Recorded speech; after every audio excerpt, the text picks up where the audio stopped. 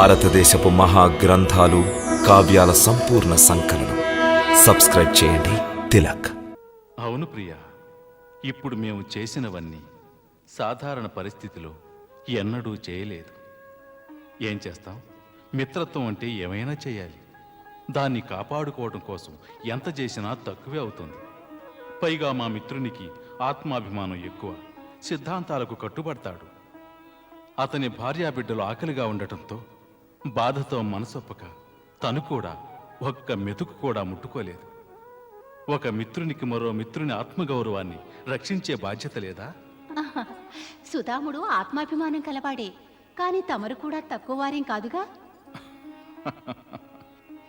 సుధాముడు పరిస్థితి గ్రహించిన తరువాత అతడు అతని భార్యాబిడ్డలు భోంచేసేంత వరకు తమరు శాంతించలేదుగా. దేవి, భోజనం అందుబాటులో ఉండి కూడా సుధాముడు భోంచేయలేదు. ఆకలితో ఉండాలని నిర్ణయించుకున్నాడు. అతడు ఆ విధంగా ఆకలితో ఉన్నప్పుడు శాంతి ఎలా లభిస్తుంది మాకు? మాధవ, తమ సుధాముడి ఆకలి తీరిందిగా. ఇప్పుడు తమకు ఆనందం లభించినట్లేగా. సందేహమేముంది దేవి, ఎనలేని ఆనందం లభించింది. సుధాముడలా ఒక్కొక్క ముద్ద అరగిస్తూ ఉంటే మా మనసులో ఆనందం పొంగిపొర్లింది. సుధాముడు భోంచేయననగానే మురళీ మనోహరుని ముఖారవిందంలోని భావాలు ఏమాత్రం చూడశక్యం కాలేదు. ఇంకాసేపు అయి ఉంటే ఒక్కొక్క ముద్ద చేసి తమరే స్వయంగా అతడికి తినిపించుండేవారు. అవును దేవి, నువ్వన్నట్టే చేసుండేవాళ్ళం. వాస్తవానికి అన్ని అవతారాలను మాకు భక్తులే లభించేవారు. కానీ మాకీ అవతారంలో మొట్టమొదటిసారిగా భక్తులు మాత్రమే కాక ఇరువురు మిత్రులు లభించారు. ఒకరు అర్జునుడు, వేరొకరు సుధాముడు. అందువలన మేము ఆ ఇరువురితోనూ అవశ్యం మిత్రత్వాన్ని కొనసాగించాలి. దీంతో యుగ యుగాల వరకు ఎప్పుడైనా ఏ ప్రాణైనా నిజమైన మిత్రత్వానికి ఉదాహరణగా మమ్మల్ని చెప్పుకోవాలి. మా స్నేహం లోకానికి ఆదర్శప్రాయం కావాలి. అంతేగాక ఒక ఆకలిగొన్న మిత్రునికి భోజనం పెట్టడంలో ఉన్న ఆనందాన్ని ఆహా మాటలతో వర్ణించటం సాధ్యమా? ఆ సమయంలో నిర్మలమైన తమ ముఖంలో మమతానురాగాలు వెల్లివిరిసేవి. అవి ఎలా ఉండేవంటే, ఓ తల్లి తన బిడ్డకి ప్రేమతో పాలు పట్టిస్తున్నట్టుగా ఎంతో మధురంగా ఉండేవి. నీ వాక్కులు అక్షర సత్యాలు దేవి. మిత్రత్వం, మాతృత్వం ఒకే కోవకు చెందినవి. మాతృత్వం లాగే మిత్రత్వం కూడా నిస్వార్థమైంది. ఒక మాతకు ఎన్నడూ ఇవ్వడమే తెలుసు గాని తీసుకోవటం తెలియదు.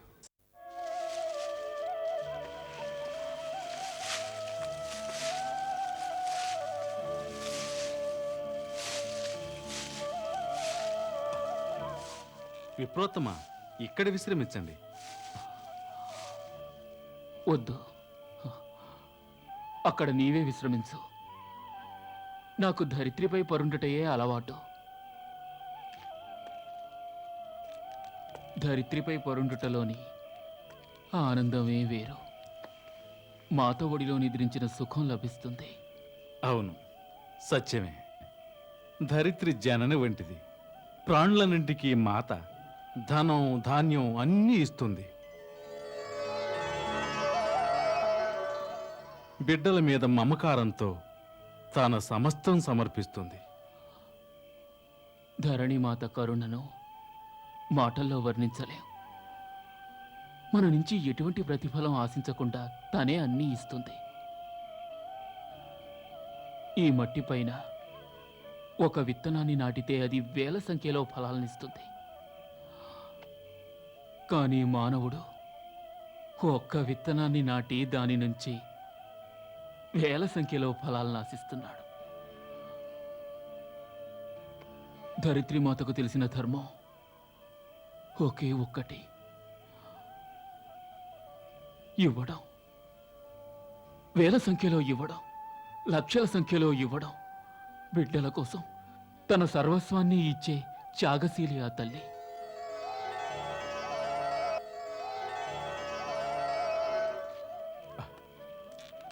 విప్రోత్తమా, తమరు ధరణిమాత యొక్క ధర్మం ఇవ్వటం అన్నారు. మరి మనిషి ధర్మం ఏమిటి? తీసుకోవటం. ఇంకేమిటి? మరైతే ధరణిమాత యొక్క ధర్మాన్ని తమరు ఎందుకు నిరాకరిస్తున్నారు? ధరణిమాత ప్రేమని ఎందుకు కాదంటున్నారు? ఏమంటున్నావు నువ్వు? ఇప్పుడేగా అన్నారు తమరు, తమన్ని భోంచేయండి అంటే వద్దు అన్నారు. మిత్రమా, ధరణిమాత ఒకే ఒక్క విత్తనంతో వేల సంఖ్యలో ఫలాల్నిస్తుంది అన్నారు. చేలన్నింటినీ పసిడి పంటలతో కళకళలాడిస్తుందన్నారు. మరి అలాంటప్పుడు ధరణిమాతిచ్చే ఆహారాన్ని మనం ఆరగించుకుంటే అది ధరణిమాతను అవమానించినట్టు కాదా?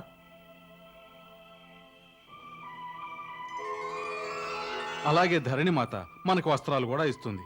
మరి ఆవిడిచ్చే వస్త్రాలను నిరాకరిస్తే అది ఆవిడ అవమానించినట్టు కాదా? నేనన్న తప్పు అయితే ఒప్పేమిటో మీరే చెప్పండి. నీవు నన్ను ఇహలోక బంధాలలో ఇరికించాలని ప్రయత్నిస్తున్నావు. లేదు బ్రాహ్మణోత్తమ, లేదు. తమరలా అనటం న్యాయం కాదు. నేను కేవలం తమర్ని వేడుకున్నది ఒకటే. తమరొచ్చి ఆ కంబళి మీద పడుకోండి అన్నాను. ఆ కంబళి నూలుతో చేసిందే. ఆ నూలు భూమాతిచ్చిందే. ఎప్పుడూ నా శరీరాన్ని ఇలాంటి ఇహలోక వాంఛలకు బానిసగా మార్చను. నీవు నా గురించి ఆలోచించకు. నేనిక్కడే విశ్రమిస్తాను. దుఃఖంలోనే సుఖాన్ని అనుభవించడంలో నాకు ఆనందం ఉంది. అంటే అంటే తమ నాకు శత్రువులా? ఏమంటున్నావు నువ్వు? భలేవాడివేనయ్యా. నేను నీకు శత్రువునిలా అవుతాను? శత్రువు కాకుంటే నన్ను తమరు పాపించేయటానికి ఎందుకు ప్రయత్నిస్తారు? ఇప్పుడు ఈ పాపపుణ్యాల ప్రసక్తి ఎందుకు? నాకు బ్రాహ్మణుడికి సేవ చేసే అవకాశం లభించింది. అది మీ వల్ల దక్కకుండా పోయింది. బ్రాహ్మణుడికి సేవ చేయటం పుణ్యకార్యం కదా. నాకు భోజనం పెట్టడంతో నీవు ఒక పుణ్యాన్ని సంపాదించావు కదా. ఒక్క పుణ్యమా? నాకు కావాల్సింది ఒకటి కాదు, ఎన్నో వేల పుణ్యాలు. రండి, లేవండి, వచ్చి అక్కడ విశ్రమించండి. ఏమిటి? ఏం చేస్తున్నావు నీవు? బ్రాహ్మణోత్తమ, మర్యాదగా గనక నా మాట వినకపోతే బలవంతంగా తీసుకెళ్తాను. శాస్త్రం ఏముందో తెలుసా? ఉచిత రీతిన కార్యసాధన జరగకపోతే బలప్రయోగం చేయమంది. వదులు, వదులవయ్యా, వదులు. నేను ఏమిటి? రండి, ఏమిటిది? వదులు. రమ్మంటుంటే వస్తున్నాను. అన్ని బతిమలాడాలి. రాను రాను నీ మొండితనానికి హద్దు లేకుండా పోతోంది. ఆ సంగతి తర్వాత నిద్రపోతారా లేదా? నిద్రిస్తాను బాబు. అయితే కళ్ళు మూసుకోండి. అలాగే అలాగే. కళ్ళు మూసుకోమంటుంటే అలాగే. విసిగించకు, నేను పడుకుంటానులే.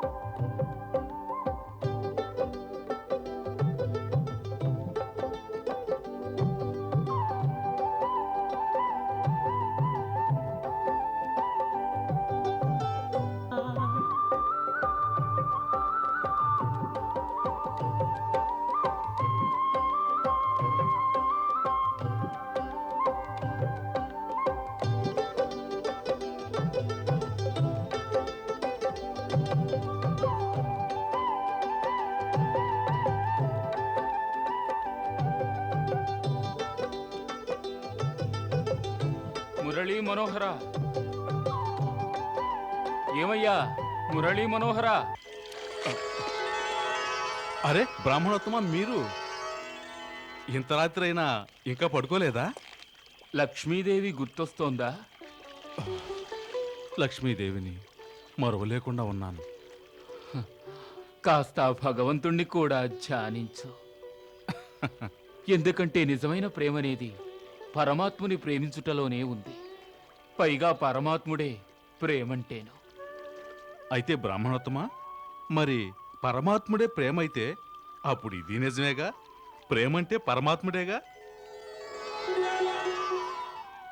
నీవు ప్రేమనే పరిభాషను నీ స్వార్థానికి అనుకూలంగా మార్చుకుంటున్నావు. నాకు అర్థమయ్యింది. రూపం యొక్క ప్రేరణ ప్రేమ ఎలా అవుతుంది? బ్రాహ్మణోత్తమా, ప్రేమ ఒక స్పర్శ, అనుభవంతోనే తెలుస్తుంది. ఒకవేళ రూపమే లేకుంటే స్పర్శానుభూతి ఎలా కలుగుతుంది? తమరు కూడా అందుకేగా భగవంతునికి ఒక రూపాన్ని కలుగు చేశారు. తప్పు మనోహర, నీకు అర్థం కావడం లేదు. ప్రేమంటే ఏమిటో నీకు తెలియడం లేదు. నిజానికి ఈ ప్రేమ అనేది ఒక విశాలమైన సముద్రం వంటిది. దానిలో మునిగినప్పటికీ దాని లోతేమిటో తెలియదు. ఎంత యత్నించినను తీరానికి చేరుకోలేము. మిత్రమా, తమరు ప్రేమంటే ఒక సముద్రం అంటున్నారు. మరి నాకు తెలిసినంత వరకు ప్రేమంటే ఒక అసురు బిందువు. అందులో ఆనందం, ఆవేదన అనే 2 సముద్రాలున్నాయి. ఆ 2 సముద్రాలు ఈదగలిగిన వాడే నిజమైన ప్రేమికుడు. అటువంటి ప్రేమను ఈ పృథ్వీలో చూడటం అసంభవం. మరి నేను చూస్తున్నానుగా. నా దృష్టిలో ఈ సకల ప్రపంచం ఓ అనంత ప్రేమ సామ్రాజ్యం. ఈ సకల సృష్టికి ఆధారం ప్రేమే. విధాత కూడా ఓం ప్రథమంగా ప్రేమనే సృష్టించుంటాడు. తర్వాతే మిగతా సృష్టినంతా గావించుంటాడు. ప్రథమ అనుభవం ప్రేమే. మురళీ మనోహర, ఇప్పుడు నీ మనసు ఒక స్త్రీ ప్రేమలో వ్యాకులత చెందింది. ఆ ప్రేమలో ఉన్న మనసు సర్వదా అసంతృప్తి చెందుతుంది. ఆ, అసంతృప్తిలోనే మనసు ఎప్పుడూ తృప్తిని పొందుతుంది. అదే ప్రేమ. అహంకారాన్ని సైతం నిర్మూలించేది ప్రేమ. నిద్రిస్తున్న ఆత్మను మేల్కొల్పేది ప్రేమ. నీవు ఇంతగా అనుభవించి వివరిస్తున్నావంటే దీని వెనుక ఒక స్త్రీ సౌందర్యం నిక్షిప్తమై ఉంటుంది. అందుకే దీన్ని కేవలం రూపం యొక్క ప్రేరణ అంటాను. సౌందర్యం, ఆకర్షణలే ప్రేమకు ఆధారాలు. విధాత కూడా సృష్టి రచన చేసినప్పుడు సౌందర్యాన్నే ఆధారంగా తీసుకొనుంటాడు. ఆకాశంలోని చందమామ, ఆ తారలు, ధరణి మీద ఈ ఫలాలు, పుష్పాలు, అందమైన ఎగిరే పక్షులు అన్నింటినీ చూసి మనిషి మనస్ఫూర్తిగా దేవుణ్ణి ప్రశంసిస్తూ ఉంటాడు. ప్రశంసలే ప్రేమకు అసలైన స్వరూపం. కనుక సౌందర్యాన్ని ప్రశంసించటం, దేవుణ్ణి ప్రశంసించటం ఒక్కటేగా. అవశ్యం. అంటే ప్రేయసి సౌందర్యాన్ని ప్రశంసించటం, ఆమెను హృదయపూర్వకంగా ప్రేమించటం కూడా ఆ దేవుని లీలను ప్రేమించటంతో సమమేగా. ఆ? ఆ? ఆ? మురళీ మనోహర, నీలోనూ ఒక సౌశీల్యత ఉంది. నీ నామధేయం వలనే నీవు మనసును హరించెదవు. మనోహర నామము నీకు సరిపోయింది. నీ మాటలను, నీ తర్కాన్ని జయించడం అప్పుడప్పుడు మహా కఠినం. నీ మాయలో పడి నా ధర్మాన్ని నేను విస్మరించేలా ఉన్నాను. శ్రీకృష్ణ, శ్రీకృష్ణ, నీవు నీ ప్రేమసాగరంలో మునకలు వేస్తూ ఉండు, నేను నిద్రిస్తాను. శ్రీకృష్ణ, శ్రీకృష్ణ, శ్రీకృష్ణ, శ్రీకృష్ణ, శ్రీకృష్ణ.